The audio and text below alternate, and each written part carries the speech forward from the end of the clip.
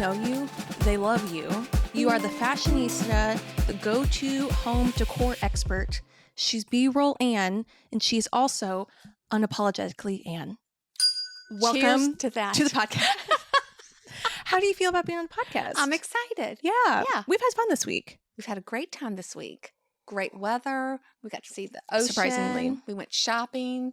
Did we go shopping? We went shopping. We started in Florida this last week. We went with my dad he had a conference, and we were just there as well. But we did lay out by the beach some. Yes. And then from Florida, which we had amazing weather. Yes. You came back here to Austin with me. Correct. My mom always has the worst weather when she's in town.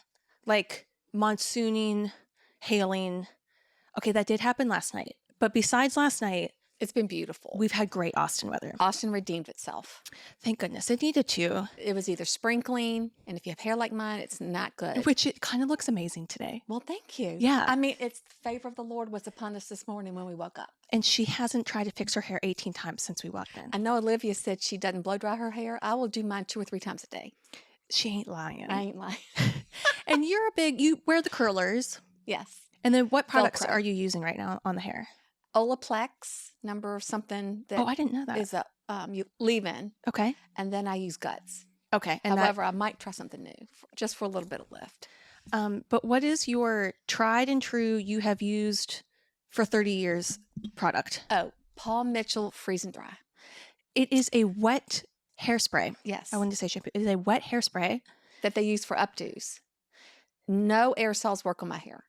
And how long have you been using this hairspray? Probably since the inception of it. So it's either the late 70s or early 80s. And there is something really comforting about the smell now. Because we just grew up with it. Yes. And so being able to have like the same smell from elementary school up until adulthood, there's something kind of special about it. I agree. But I'm so glad that you're here. We've been meaning to do this for a while because you've seen behind the scenes of almost every episode that I've done. Yes. So we are trying today, it's a Blanc de Blanc. Is it just, I'm trying to look at it. It's like a Saint Perrier or something. Yes, we've never tried it. Okay. It was more expensive than we usually like to spend. That is true. We had to get it unlocked at the HEBs. Yes. Which you wouldn't think would be like the place to get high-end champagne.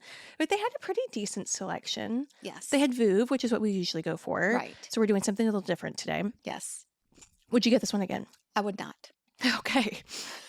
Something about my mom is she will not, she's very direct. Yes. Yeah.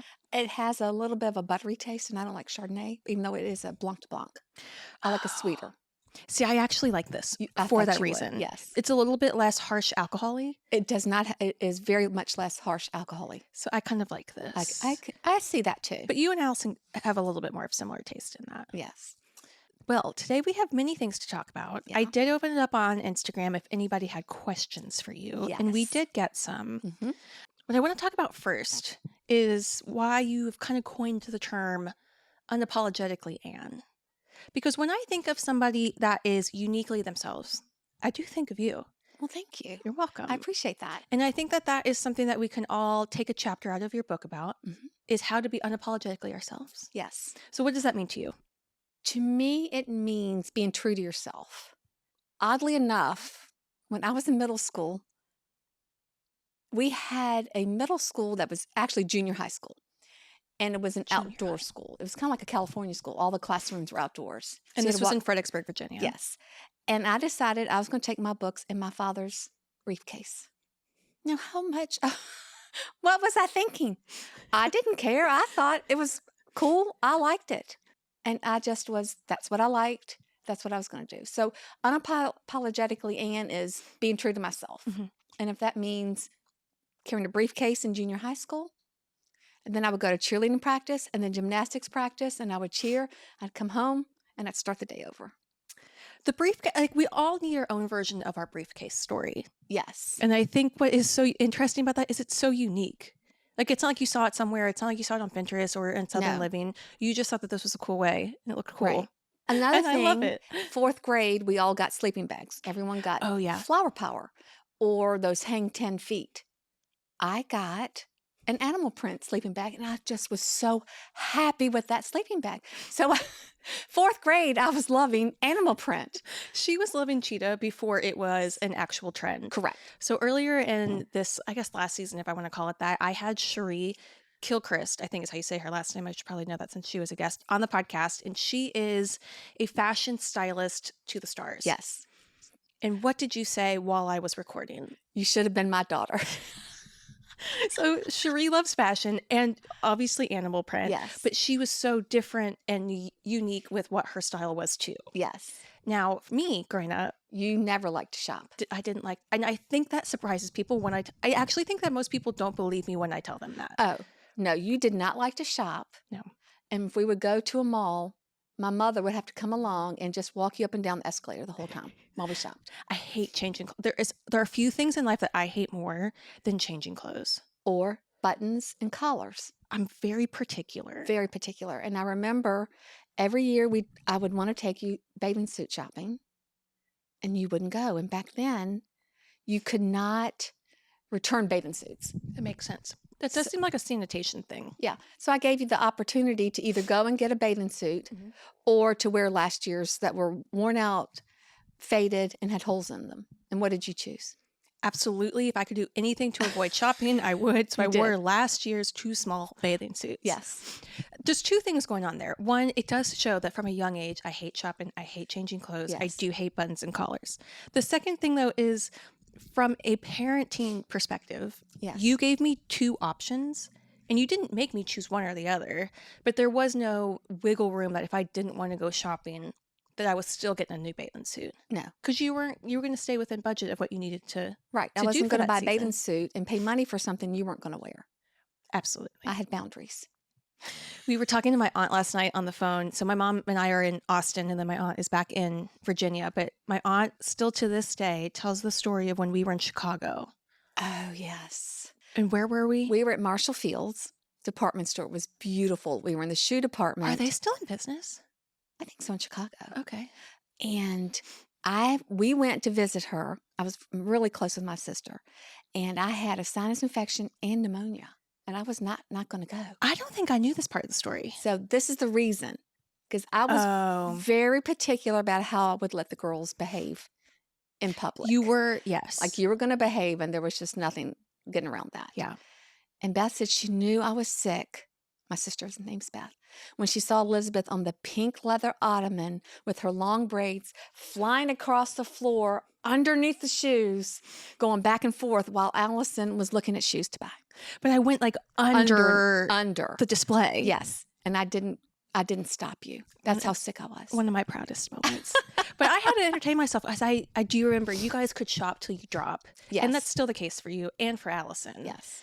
We went shopping this last week when we were in Austin and in Florida. Yes. And there is something in me that has to deliberate and debate in my head before I make the plunge for a purchase. You do.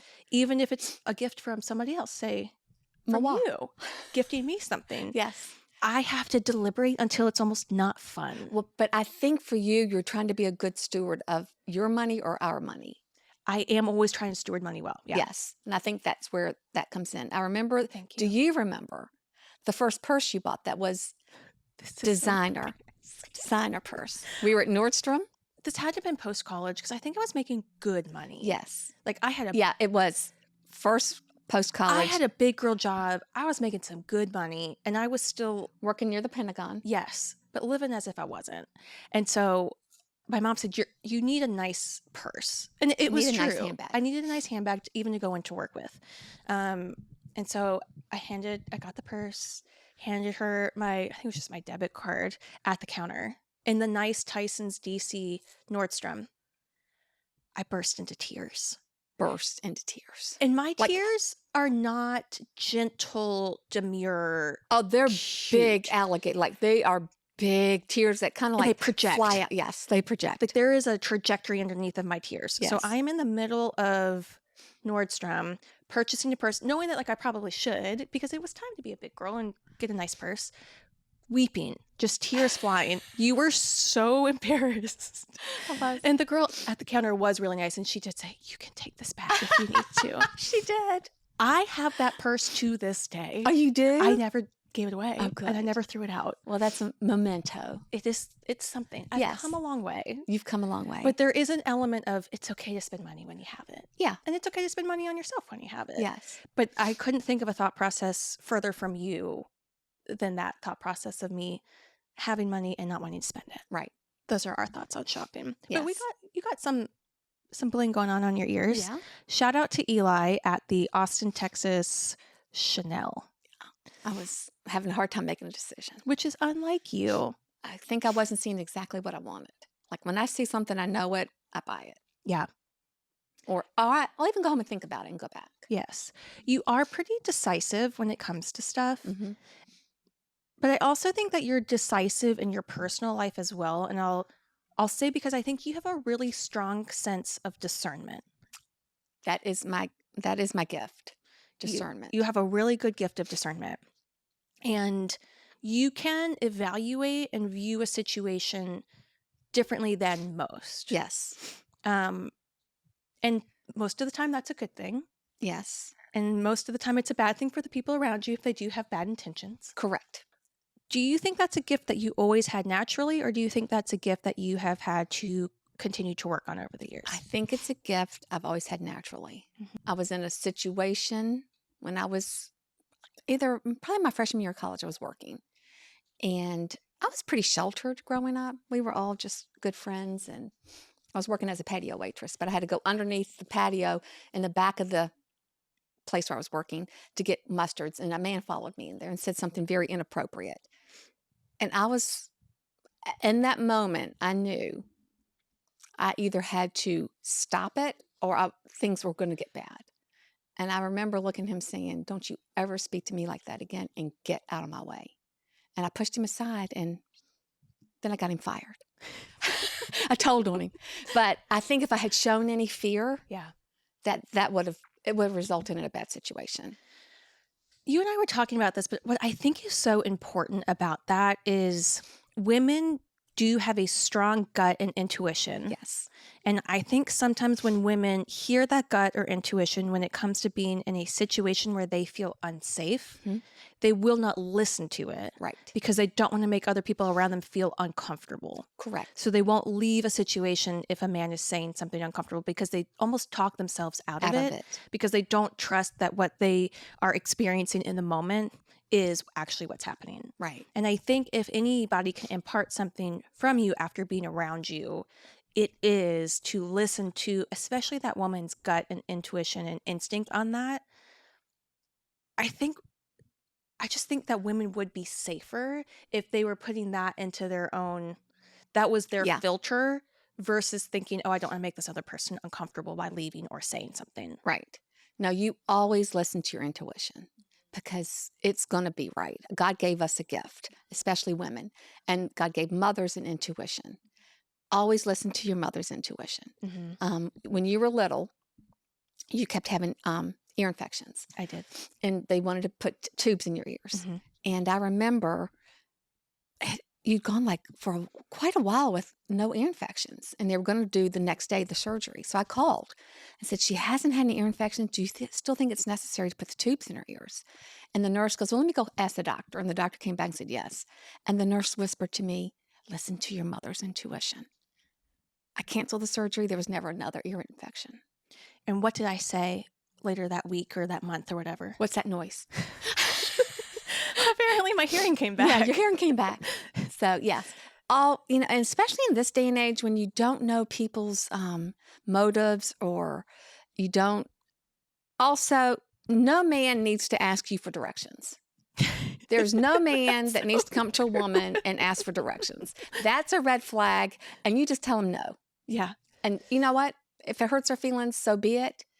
But, this day and age, you have to be very aware of your surroundings. Mm-hmm.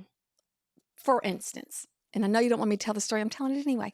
We had a list of things not to bring up, and apparently it's not being adhered to. Because, once again, it's me. I have no idea what she's about to say. So I'm at Target with my sister again. And this is quite a few years ago. And this guy pulls up in his car and says, excuse me, but do you have any money for gas? And I looked at him and said, if you don't have money for gas, maybe you shouldn't be driving your car. I mean, it's that simple. He did not like that and he drove off. And maybe he got gas from someone else. But, if you don't have money for gas, then go home. And it's a man approaching a woman in a parking lot. And I do get approached a lot. Somehow, yes. I think that they must think I'm weak and a female. Little do they know I'm mean as a snake sometimes. And what do you have to open on them? This is not my term. It was coined in Sunday school. A canavan. At a Southern Baptist Sunday school, what did they call you? Open a canavan. I am easygoing. I will go with the flow. But when I have to protect my family, yes, at all costs, I never have to raise my voice. I never have to use a word I don't want to have to use. I don't use them. I don't use curse words. But I will take care of the situation. She may not use curse words, but she will use the word behoove. And that is when you know if a chill did not just run down your spine, you're not feeling anything these days. No. It would behoove you to call me back. The other word is remiss. Yes. I would be remiss. Or you would be remiss if you didn't do this. And I'm still terrified when you say these things. But in your 30s, it still matters. I was paying for your phones. And if you didn't pick it up and answer it, it would behoove you to pick it up and answer it because I had a reason I wanted to call. Yes. Yeah. You only had to use those words maybe twice with me. Yeah. I anticipate maybe with Allison it was probably a little more. A little bit more. Yeah. But she called me back when I did use it. It works. It works. It works, folks. But I do think to that point, I mean, it kind of goes back to even being uniquely you and listening to your own discernment and intuition and gut instinct that the Lord gave us. There is no reason to be, if you feel uncomfortable, to still have that overly friendly mindset. Right. If you do feel a level of unsafety. And I think that's where, on the Crime Junkies podcast that I listen to, not as often anymore because it's scary. It's scary. But there's 3 things that they said, but one of them was like, stay awkward and stay alive. And I think that's really important. Like, it might be awkward to tell somebody like that man to stop and to get out. But you protected yourself in that moment. Yes. And that was the right thing to do. And I also want to premise the open a can of Anne. Oh, yeah. My mother was in the hospital and things were going badly in a hurry. And this doctor was going to do something I was very much against. Mm-hmm. And he told me, and I told him I was not going to allow it. And he said, I will get an injunction against you. And I looked at him and said, well, then you're going to have to get an injunction against me. And we stared each other down. I wasn't budging. Mm-hmm. And I won. Mm-hmm. And they were able to treat her in the room and not leave her. But that's where you just have to be really firm, mm-hmm. but never do anything that you would have to come back and apologize for. Yeah. And I think that's something, even with your parenting, where you were saying that we listened to you, and even though you didn't have to raise your voice, I thought that was really, like, we didn't grow up in a yelling household. Like, I can't remember once that we really yelled. I wanted you to hear my words.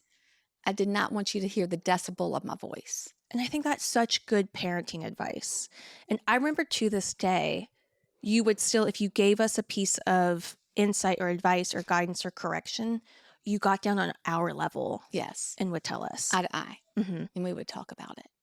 Quietly? Yes. Quietly. Sternly? Yes. If it had to be stern. Mostly not me. Once again, mostly not her. However, I will say I loved being a mother. The saddest day, except for you moving away and Allison moving away, was when you started kindergarten and I did not have anyone's hand to hold when I would go out. Yeah. So do we have any questions that people have answered our Instagram stories on? You know what? Let me just go ahead and check right on over here. I think I still have my Instagram stories up from the last 24 hours. Let's see what people have been asking. Okay. There's a couple here that we can kind of choose from your upbringing to parenting to home decor. Okay. Let's actually start with, somebody wrote in and said, I need tips on how you can decorate your house with a toddler. So for those of you that have not seen my mom's house or way that she decorates the way that she looks. Elegant, elevated, oh, well, thank you. Put together. These colors. Kind of these colors, but you are phenomenal with pattern and color. I think that's also something that's really unique about you, is that you can put things together because you see it in your mind that you don't necessarily have to replicate elsewhere. Mm-hmm. And I think you are great with color and great with pattern. Thank you. But if you were trying to decorate with toddlers in the house, what's going on with that? Okay, so this is not going to be a popular answer. But when you decorating with toddlers when you all were little, I decorated how I liked. I just asked you all not to touch something if I thought it was going to break or was going to hurt you. Yeah. I was just, that's how it was. That was- However, I now have 3 grandchildren, 6, 3, and 15 months. All girls. All girls. When they come over, I cover the sofas in blankets. Yep. Something always gets broken. It does. Is it a lamp? Is it a plant? They sit at the kitchen island, and I just put a towel down. Lots of towels in the house when they're over. Yeah. And they don't mind. In fact, they love the blanket I put on the sofa because they think it's so cozy. It is cozy. But so there is how you parented with us and how you Yes. decorated with us. So that's kind of number one. She didn't change anything. I didn't change anything. With the grandgirls, you do change up some things because, I just cover things up. yeah, you'll cover it because they do kind of touch stuff. Well, they are messy eaters. They are very messy here. Darling, but I'm telling you, I've never seen, they're like swirling dervishes all over. So anyway, I don't want them to come to Gigi's house and think, oh, I can't touch anything, or I've got to be this, or I've got to not take care of this. And I don't know if this is a time to interject this, but this was something that you have said even just over the last week that I thought, oh, that's actually something I'll take with me. So obviously you dress really nicely. You love a nice handbag. You love nice jewelry. But you have said that you will not get something if you have to worry about messing it up. Correct. And I thought that was really insightful. So initially you were going to go with some Valentino pumps and you Yes. thought this is way too much money to worry about scuffing them. Right. So you didn't get them. You let me borrow your, I hope Allison isn't listening to this. You let me borrow your Louis Vuitton bum bag. Yeah. I got lipstick on like the strap part.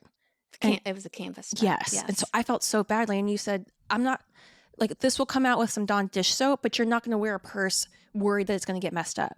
You might have a Chanel purse, but you're not getting the lambskin because you can't get the chain on the actual purse itself. Right. And I thought that was actually really nice that, like, you care about how you present yourself, but you're not going to let it impede on your lifestyle. And it's kind of the same thing when the girls come to the house. Right. It's going to look really nice, but you are not going to be overly concerned if something gets broken. Absolutely not. I want them to come and have the best time ever. Yeah. And love their room, and they're always excited when they get there. And I will say that even because they're to the age now where a lot of the things that you purchase for them, whether it's on their bed or some kind, it's almost like a toy that is also home decor. Yeah. Like when you go into the room, it looks really nicely put together, but it's pillows that they love. It's kind of calming. It's not overly sensory activating. It's not overly stimulating. Yes, that's maybe the word I'm looking for. And so, I mean, maybe when they're younger, you know, they have the brightly colored stuff, but now I think they love coming to Gigi's house because they always have a special prize, but you still somehow are able to do that in a way that makes the house still look put together. Right. The last thing that I will say about that I've seen for you is you don't do this intentionally because of toddlers, but I just know your house and I know how you decorate. And so if you do want to make the house still look good and have toddlers that you know will break things, you do have a lot of good decorating tips high up. I do. Like you have all these colorful books on top of your shelving in the kitchen. Yes. So that makes it look really intentionally done.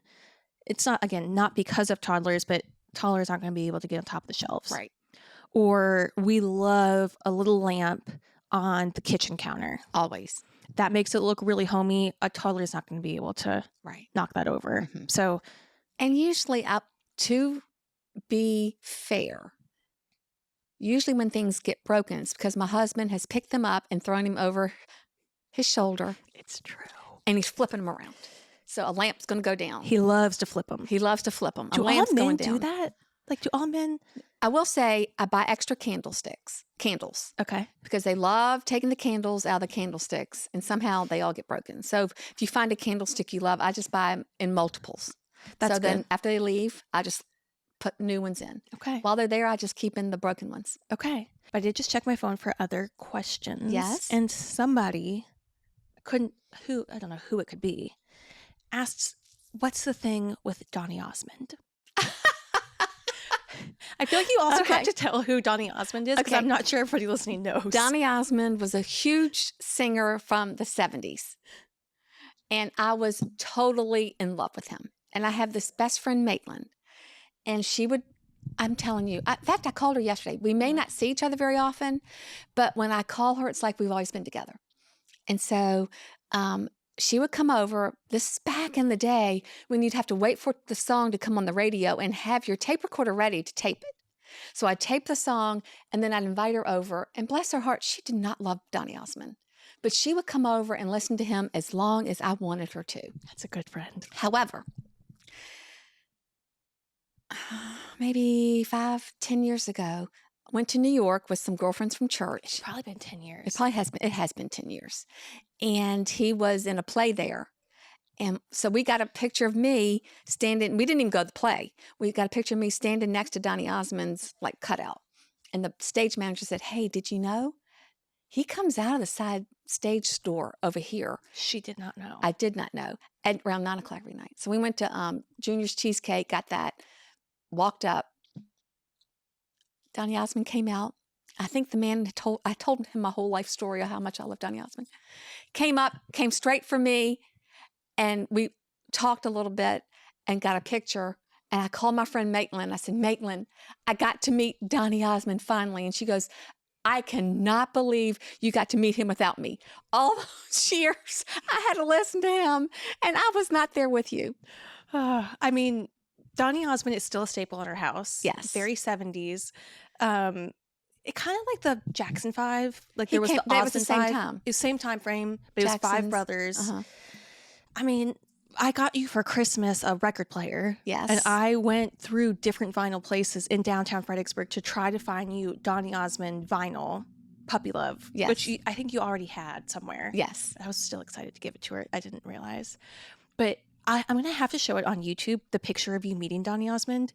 She's beet red. Beet red. Like, beet red. I didn't know that was me. And you were, what, in your 40s? 50s?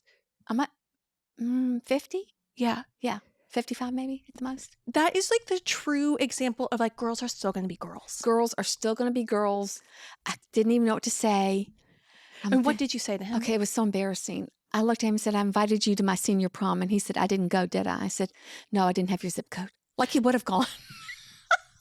He wouldn't have gone. She went to the post office when you still had to drop letters off at the post office. Yes. And what did you... And Maitland was with me. Of course. And I was a little bit embarrassed. At least I had the wherewithal to be a little bit embarrassed to invite him to a prom. A rare moment for her. I already had a date, but I thought I'm going to try it for Donny. And Try for Donny. they yelled, "Excuse me, miss, you don't have Donny Osmond's zip code." And I just ran out. That's Because I put Provo, Utah. I would love to chat about like you and Maitland's friendship, because I just had Olivia on and we talked a little bit about adult friendships, specifically like girlfriend friendships. But you and Maitland have been friends Since elementary school. since elementary school. And I feel like that's so rare. Yes. I mean, even when I was home for Christmas, the three of us went to lunch. Yeah, she came to Fredericksburg. Like she's such a big part of the tapestry of our lives because you guys have maintained such a friendship. Yes. What do you think has lasted for your friendship through all these years? I do think there is almost like we are sisters. We are so alike. We think alike. And all these years, I'll be 66 this week. We've never had a fight.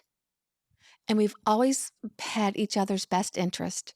She thinks I'm hilarious. I think she's hilarious. Y'all are. And it's just been an amazing friendship.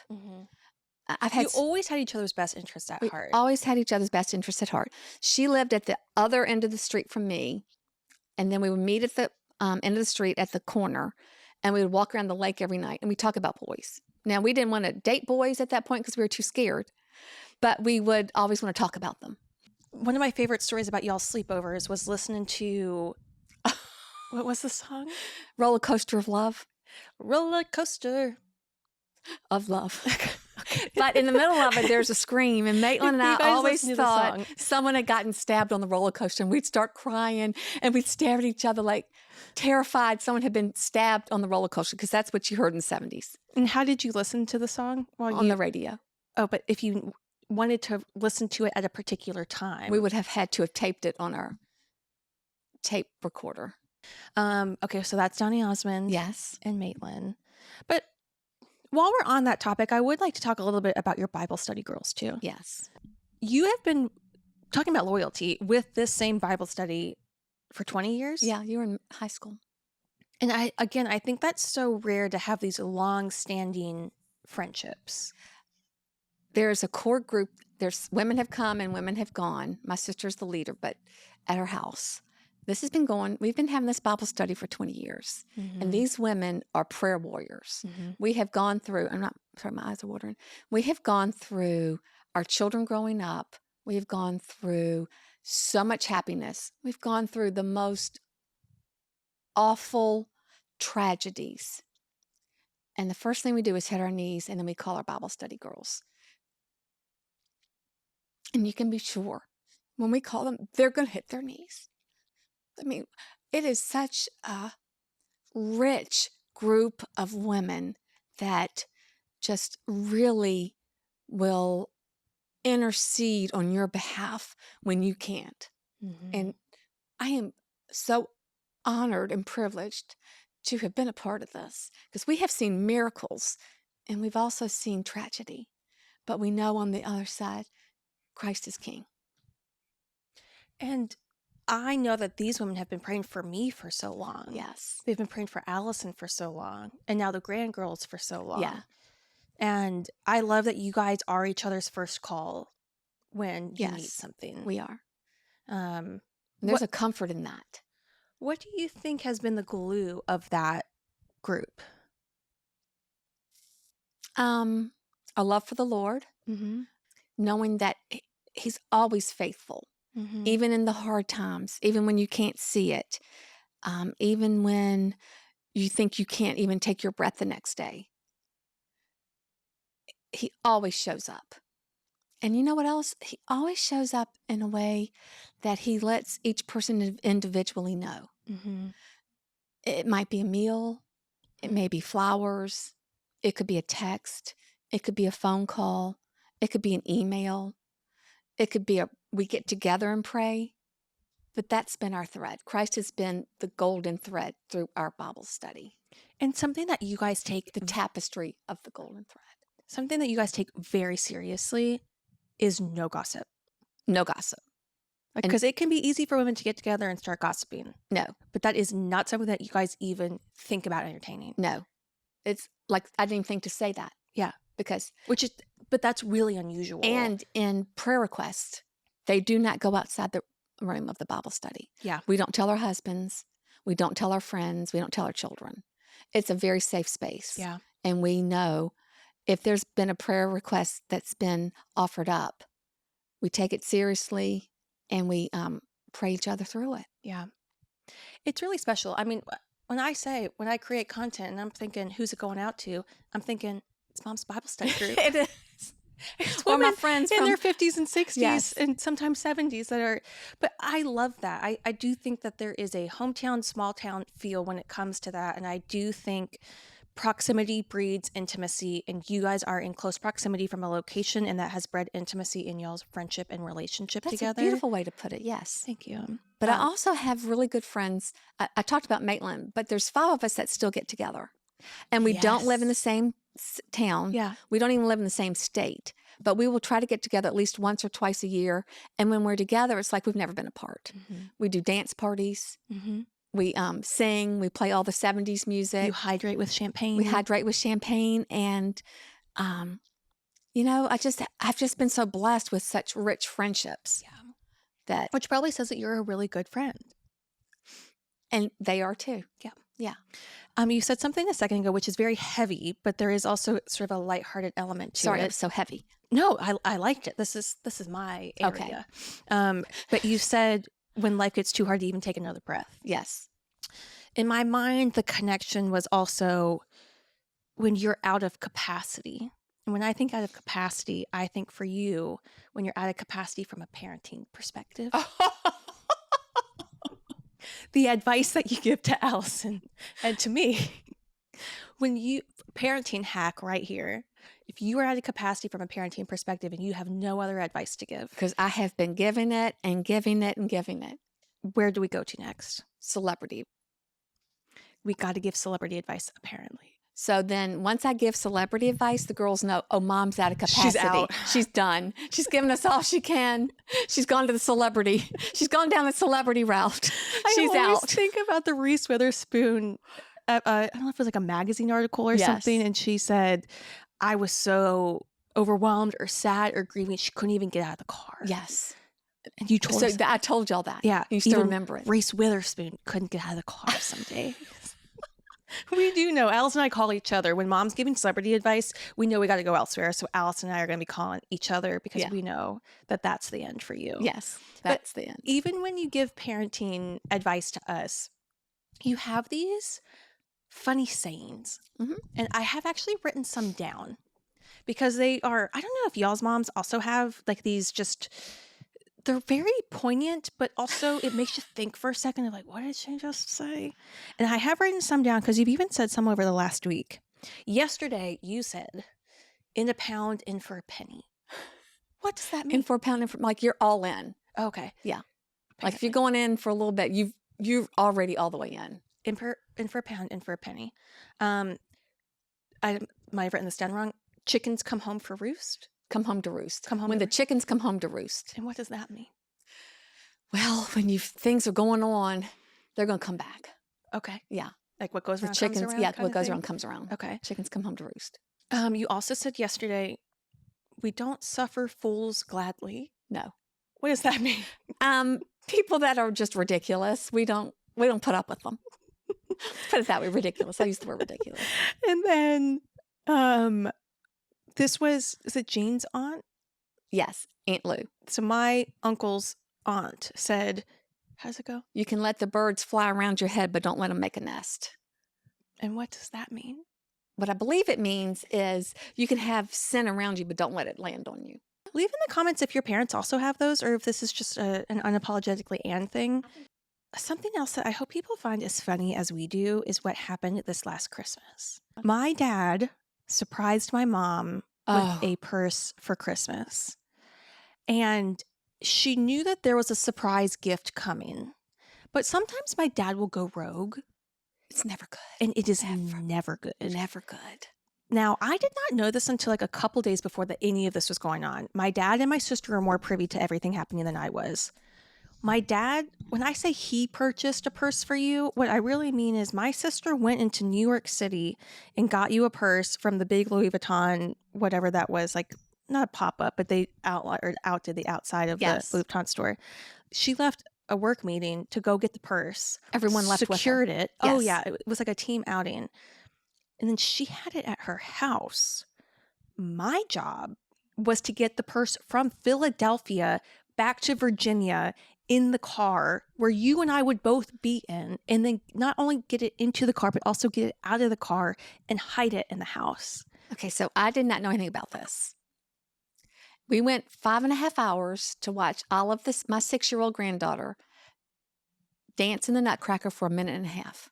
But I will say 2 days prior to that, like literally every moment of every day, it felt like you were on Instagram Live trying to purchase like secondhand purses. You know, my other daughter, Allison, was showing me all these like lives of like handbags and stuff you can buy that haven't been, I don't know where they get them, but you kind of get sucked down that rabbit hole. So she's asking me, should I get this for Christmas? Like I still need a purse. Yeah. And I'm because thinking, Dave said he'd get me a purse for Christmas. Yes. And I'm still That's what I freaking out wanted. because I know he's gotten her one, but I don't want to blow the surprise. I'm like worrying myself sick.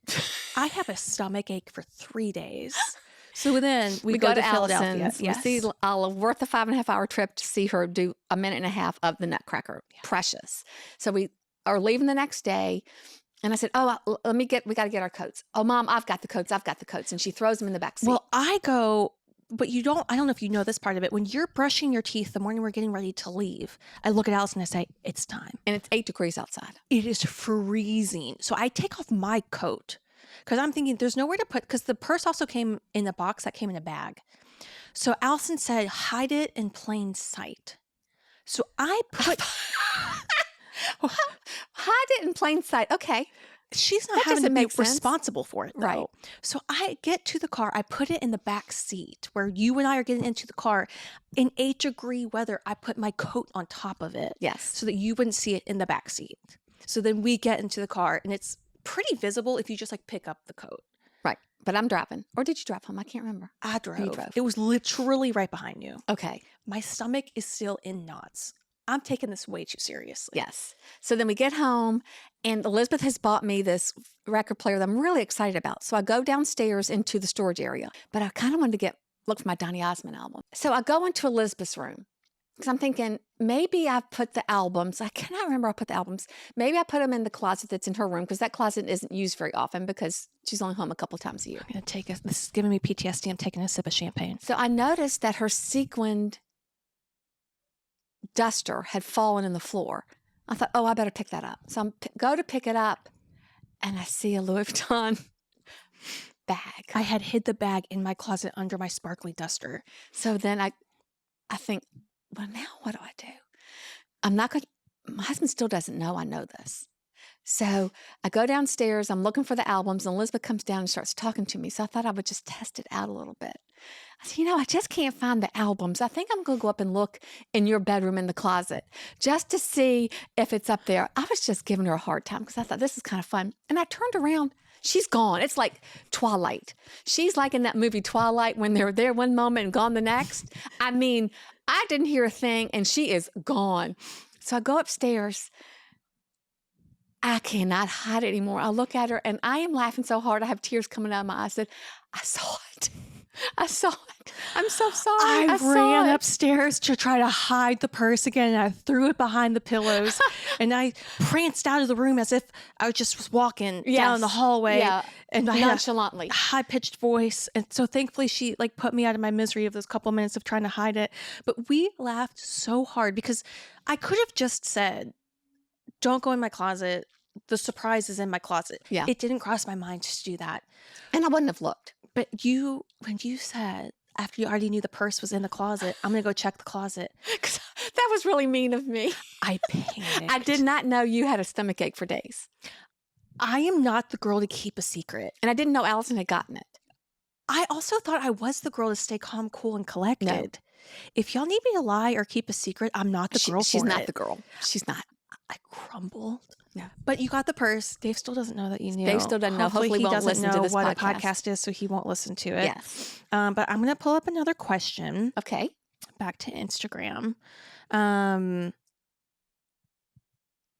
Okay, somebody said, as a mom, how do you feel about the fact that I live so far away and vice versa?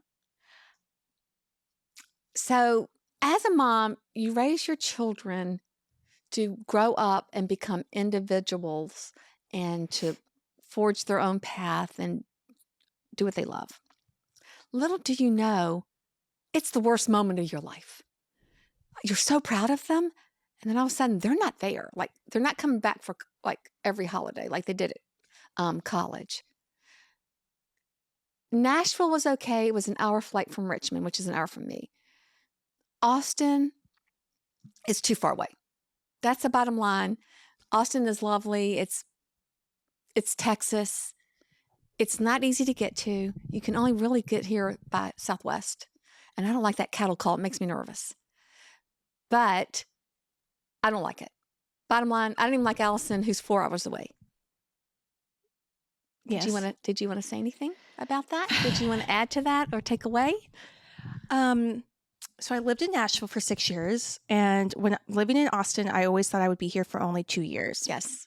Because you were 27 when you went to Nashville. Yes. And I totally stand by that. I think we should all, in your 20s, if you can, take the risk, move to the city, start the business. Yes. I did all of those things. And I said in my episode with Olivia, I feel like I started my business in Nashville. I found my voice in Austin. But I still said I'd be here for about 2 years. 2 years will be up in May. Mm-hmm. It's even like crazy for me to say it loud. Nobody else is going to think it's this great. I don't know, maybe they will. I'm moving back to the East Coast. Cheers. Cheers. So not to Virginia, but I am moving to Wayne, Pennsylvania, which is where my sister lives. Yes. and I will be walking distance to the downtown Main Street, which is very important to me. I'll be walking distance to a running trail. I can walk to happy hour, and something that's actually really special. So my sister will also technically be walking distance, but when she would walk from her house to downtown Wayne with her girls, they would pass this one tree, and Olive, the oldest, she's 6 now, called it, for whatever reason, the gorilla tree, and she would always... It's very gnarly at the root. Yeah, it has like kind of a deep root system, Uh-huh. and she She would... thought it looked like a gorilla. Okay. And she would always make a wish on this gorilla tree every time that they would go by. Well, lo and behold, where I will be living literally overlooks the gorilla wishing tree. Directly across the street. I can see it from my window. Yes. And it just feels so fortuitous and alignment, and just the way I've almost been describing it too is like it just feels like the Lord... It feels like an undercurrent that's pulling me there. Not that it's pulling me under, it's just this like pull that I can't... Not that I can't deny, but kind of. Mm-hmm. Nashville felt like a leap. Austin felt like a risk. Mm-hmm. This just feels like a draw. Yes. I think I'm ready to be back closer to family. Yes. I think I am ready to be back in a small town. My business is established. I think for me, I'm ready to have purpose in my life that is more family and community oriented. Yeah. And And seeing the little ones grow up. to see the girls grow up.